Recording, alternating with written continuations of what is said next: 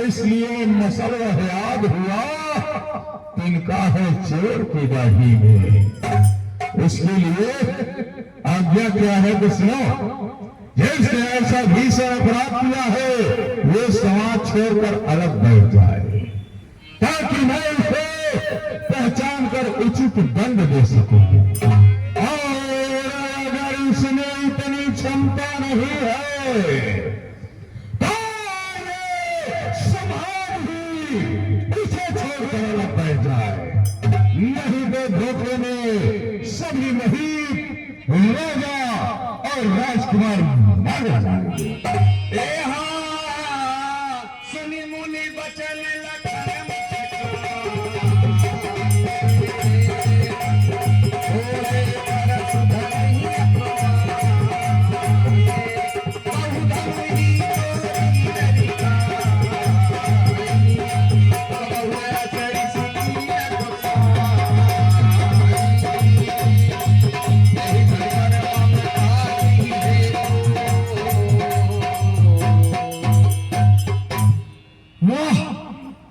वह विदेहराज का यह सुंदर सजाया हुआ स्वयंवर, जब से हम इस स्वयंवर में आए हैं नाना प्रकार के घटना घटित हो रही हैं।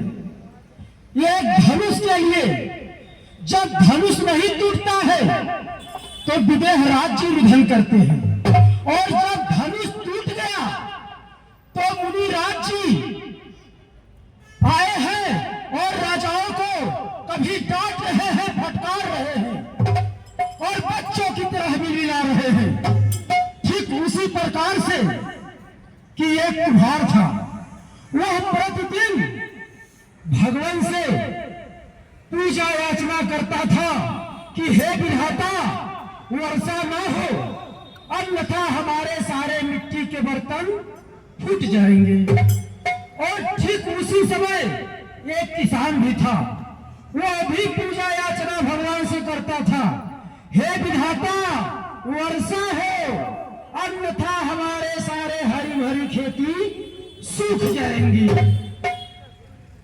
किसान रूपी विदेहराज जी हैं, जिनके ऊपर प्रभु श्री रामचंद्र जी ने वर्षा कर दिए, उनकी खेती हरी भरी हो गई। कुम्हार रूपी ये मुनिराज जी हैं। ऐसा लग रहा है एक धनुष टूट गया, इनका सब कुछ लुट गया, और कह रहे हैं कि आप 100 दिल गाय बिहाय सब आजा और नट मारे जय है सब राजा। परंतु इस लक्ष्मण का क्या कहना है, 100 दिल गाय बिहाय सब आजा, नहीं मारे जाएंगे कोई राजा। इस लक्ष्मण के होते हुए इस समाज में कोई राजा नहीं मारे जाएंगे। ठीक ही कहा गया है कि सुख का मार्ग कभी दुख का कारण बन जाता है। मीठी बोली के कारण तोता पिंजरे में आता है, जो ज्यादा मीठा होता है वही अपना नाश कराता है। मीठे गन्ने को देखो तो कोल्हू में पेरा जाता है। भाई ने मीठे वचन कहे तो मैं देख रहा हूं, अरे मुनिराज जी आपके मस्तक पर क्रोध और बढ़ाया है। सबसे पहले वे बोल उठे, इसलिए चोर ठहराया है। अच्छा अपराधी हम सही, हमने ही जहर निचोड़ा है। अरे जो कुछ करना हो करे आप, श्री धनुष हम ये तोड़ा है। बहुधन ही तोड़ी लड़काई, कबहू में असरसी कितने गोसाई। मुनिराज जी आपको शायद ज्ञात होगा कि बचपन में हम बहुत सी धनुहिया तोड़ दिए। याद हो मुनिराज जी, उस समय तो आप इतना क्रोध नहीं किए थे। इस धमे में कौन सी ऐसी मोहर बनता है जो कि आप इतना क्रोध करते जा रहे हैं मुनिराज? तो मेरे क्रोध करने का कारण जानना चाहता हूं। अवश्य।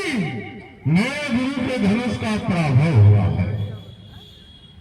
ये धनुष जिसे तू साधारण धनुष समझ रहा है, ये साधारण धनुष नहीं है।